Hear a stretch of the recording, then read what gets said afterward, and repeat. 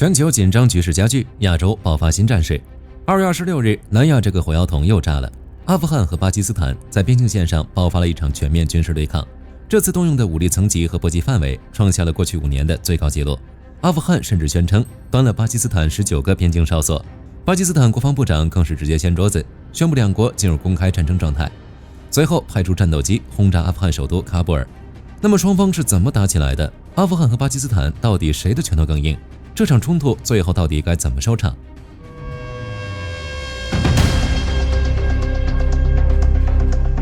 纵观这场战事，其实就是报复与反报复的过程。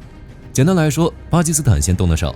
2月22日，巴基斯坦空军突然越过边境，对阿富汗东部的南格哈尔省和帕克蒂卡省发动了一场大规模空袭。巴基斯坦官方的说法很硬气，说这是基于情报的精准行动，打击藏在阿富汗境内的巴塔营地。巴方非常愤怒地指责阿富汗，说你们不仅不管这些极端分子，还给他们提供庇护所，让他们把阿富汗当跳板，跑去巴基斯坦内搞袭击。2月6日，这帮人还在伊斯兰堡炸了一个清真寺。巴基斯坦表示，这口恶气我忍不了了，必须炸。看着巴基斯坦炸自己，阿富汗也炸毛了，跳出来强烈抗议，说欺人太甚，这是对阿富汗主权和领土完整的严重侵犯。阿富汗国防部更是连续放狠话，警告巴基斯坦必须付出代价，要对这种侵略行为进行对等报复。只能说不愧是与美国白头的国家，说到做到。2月26日晚上，阿富汗边境部队第203曼苏里军团和第201哈里德军团在漫长的杜兰线上发动了一场大规模协调进攻，战火在帕克蒂亚、霍斯特、南格哈尔等多个边境省份点燃。在战斗打响的前4个小时里，阿富汗方面宣称自己展现出了自己的地面机动和突袭能力，他们不仅击毙了55名巴基斯坦士兵，还抓了一大批俘虏。最夸张的是，他们宣称一口气占领了巴方19个边境哨所以及2座军事基地，主打一个大获全胜。但巴基斯坦这边一听，脸都绿了，坚决否认哨所被占或者士兵被俘，说阿富汗这完全是在满嘴跑火车。巴基斯坦官方通报的数据是，我们这边只有2名士兵阵亡，3人受伤，反而是我们对阿富汗的无端挑衅进行了猛烈反击，直接干掉了至少36名阿富汗战斗人员。这数据火力军只能说谁都不能信，双方都在打信息战和心理战。对巴基斯坦来说，堂堂一个有核国家，如果承认自己大批哨所被阿富汗这种非正规军给端了，脸往哪儿搁？军事威慑力还要不要了？对于阿富汗来说，夸大战场战果属于巩固国内统治、展示主权硬汉形象的最好手段。只是阿富汗动手后，巴基斯坦也展开了新一轮报复。2月27日，巴基斯坦国防部长哈瓦贾·阿西夫在社交媒体上表示，我们对阿富汗的耐心已经彻底耗尽，两国正式进入公开战争状态。他还痛批阿富汗背信弃义，说美国走了以后，你们非但没搞好和平，反而把阿富汗变成了极端分子的集散地。话音刚落，巴基斯坦空军就发起了一场代号为真理之怒的报复性轰炸。凌晨1点50分左右，巴基斯坦的战斗机冲进阿富汗领空，对着首都喀布尔、坎大哈和帕克蒂亚省的多个战略目标进行新一轮乱炸。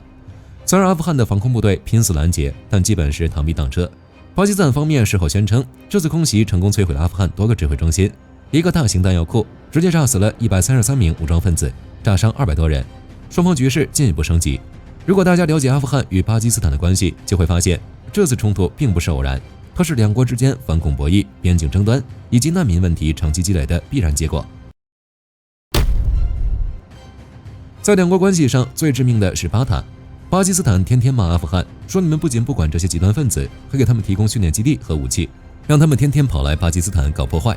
巴基斯坦认为阿富汗和巴塔就是穿一条裤子的。面对巴基斯坦的指控，阿富汗不认，他们双手一摊，表示这锅我不背，巴塔是你们巴基斯坦自己的内部问题，是你们自己政策没搞好，我们既没义务也没能力替你们擦屁股，反正就是坚决不承认自己包庇极端分子。还有就是杜兰线，巴基斯坦与阿富汗的边境冲突基本都绕不开这条线。这条长达2600多公里的边界线是当年英国在1893年强行划定的，目的就是为了在英国和俄罗斯之间搞个缓冲区。结果呢，这条线把原本统一的普什图族部落劈成了2半。所以阿富汗历届政府不管谁当家，从来都不承认这条线的合法性，觉得这是英国人搞的不平等条约。但巴基斯坦不干，他们坚称这条线就是合法的国际边界。为了防止阿富汗人随便越界，巴基斯坦在边境线上修了将近1000座碉堡和双层钢丝围栏。阿富汗一看自家的院子里被邻居砌了一堵墙，火气也很大，在存在领土争端的情况下不打架才怪。而本次冲突的直接导火索则是巴基斯坦搞的难民遣返计划。因为这几年自己国内经济崩盘，安全恶化，巴基斯坦想了个甩锅的办法，把境内的阿富汗难民全赶回去。从2023年底到现在，已经有超过200万阿富汗人被强行赶回了老家，还让阿富汗觉得巴基斯坦是在拿难民当政治筹码。在2月26日的冲突中，巴基斯坦的导弹居然炸到了南格哈尔省，成了阿富汗发起大规模地面反击最直接的原因。当然，事情发展到这一步，谈论谁对谁错已经毫无意义。现在谁的拳头更大更硬，谁就是真理。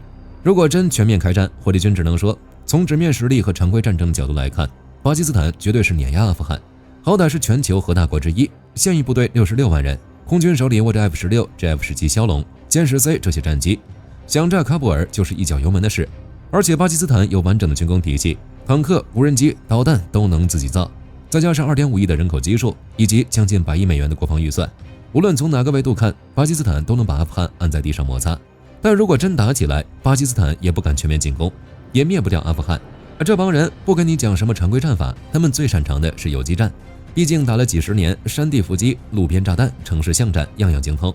在2021年，阿富汗还获得了美军留下的装备，叶世仪、美式步枪、防弹衣都有。阿富汗现在单兵装备在非正规军里绝对是顶尖水平。如果冲突演变成长期的边境拉锯战或者代理人战争，巴基斯坦就难受了。阿富汗可以通过暗中支持极端组织，在巴基斯坦境内疯狂搞破坏。不过阿富汗的问题也很多，没有成建制的现代化空军，也没有先进的防空导弹系统。面对巴基斯坦空军的越境打击时，只能被动挨打或用轻武器还击。简单来说，在国家实力上，巴基斯坦远强于阿富汗，但在复杂的边境山地环境中，这种常规军事优势很难转化为绝对的胜势。双方谁都无法锁定胜局，主打一个互相折磨。就结果来说，本次冲突大概率还是不了了之，后续也是摩擦不断，但不会成为全面战争。至于巴基斯坦和阿富汗之间的矛盾能不能解决，火力军觉得光靠打嘴仗和扔炸弹不行，必须得下点猛药。现在两国最大的问题就是互不信任，互相指责对方撒谎。最好的办法就是找个信得过的大哥来当裁判，在边境搞个反恐情报共享机制，谁也别藏着掖着，一起打极端分子。有了基础信任之后，就能在杜兰线搞点经济建设。既然阿富汗不承认这条线是国界，那就先别纠纷政治名分了。双方可以在边境搞点经济特区或者联合贸易市场，大家一起赚钱。对于边境两边的普什图族兄弟，发个特殊通行证，让他们能走亲戚做买卖，大家都有钱赚了，谁还愿意整天抱着 AK-47去拼命？当然，这两条建议能不能实行，谁也说不准。好了，本期视频到这里就结束了。各位觉得阿富汗和巴基斯坦的局势会如何发展？可以在评论区留言，大家一起讨论。我是火力军，下期见。好的，各位观众朋友们，我们频道一直在聊真实的军事资讯和武器装备，后台也经常有朋友问，有没有值得推荐的入门级模型？今天就和大家分享一款近期接触到的产品。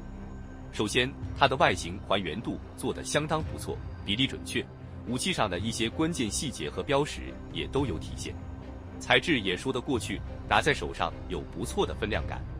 其次，它具备一定的可动性，对于理解基础操作原理有一定帮助，让它不仅是个静态摆件。